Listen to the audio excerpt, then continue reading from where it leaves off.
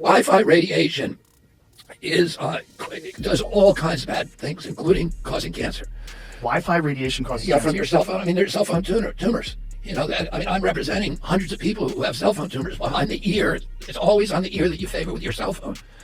We have the science. So if anybody lets us in front of a jury, it will be over. Conspiracy theorist nut job Robert F. Kennedy Jr. was recently mocked by fellow Spotify hosts Ryan Russillo and Bill Simmons. They also, it opens up, Wi-Fi radiation opens up your blood-brain barrier. And so all these toxins that are in your body can now go into your brain. How does Wi-Fi radiation open up your blood-brain barrier? Yeah, now you're going beyond my expertise. Great points, guys.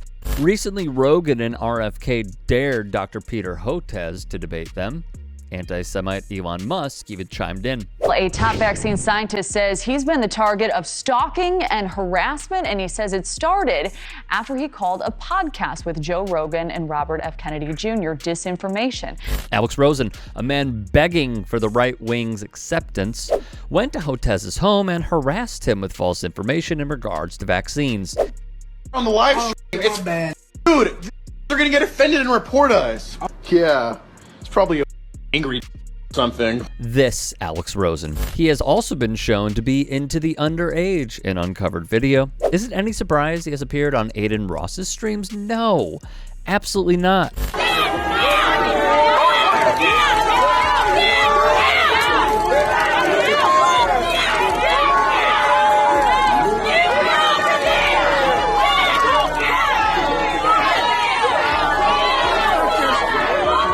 Nonetheless, we recall when Rosen got his ass handed to him by moms protesting for gun control. Russillo and Simmons would appear to have fun with it. While arguing over the NBA's salary cap on Sunday's episode of the Bill Simmons podcast, recorded hours after Bradley Beal's reported trade to Phoenix, Russillo alluded to Rogan's latest controversy, jokingly asking Simmons, should we go on Rogan and debate it? Struggling to contain his laughter, Simmons quickly changed the subject, avoiding what could have been an awkward digression into Rogan's problematic politics. Even as Rogan has doubled down on his anti-vax stance, using his platform to spread dangerous misinformation, including helping legitimize Sandy Hook truther Alex Jones, Spotify has stood by him, recognizing that Rogan, for better or worse, is a content machine and arguably the company's biggest moneymaker. Not gonna lie, kind of a cop-out by Simmons. They're gonna have the right to compel unwanted medical interventions on us. The Nazis did that in the camps in World War II. They tested vaccines on gypsies and Jews. This is the guy, in turn, Spotify is defending. And he continues his crusade. A lot of the problems we see in kids, and particularly boys, it's probably underappreciated that how much of that is coming from chemical exposures, including a lot of the sexual dysphoria that we're seeing. They're swimming through a soup of toxic chemicals today, and many of those are endocrine disruptors. There's atrazine throughout our water supply. Atrazine, by the way, if you in a lab put atrazine in a tank full of frogs, it will chemically castrate and forcibly feminize every frog in there, and 10% of the frogs, the male frogs, will turn into fully viable females able to produce viable eggs. Complete and utter nonsense. It's quite literally an InfoWars bit. I don't like them putting chemicals in the water that turn the friggin' frogs gay.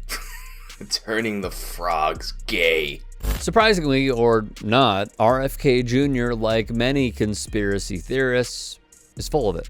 It was he and his wife, Cheryl Hines, who hosted an event with an Evite reading, anyone planning to attend the festivities inside the couple's California home should arrive vaccinated and tested ahead of time.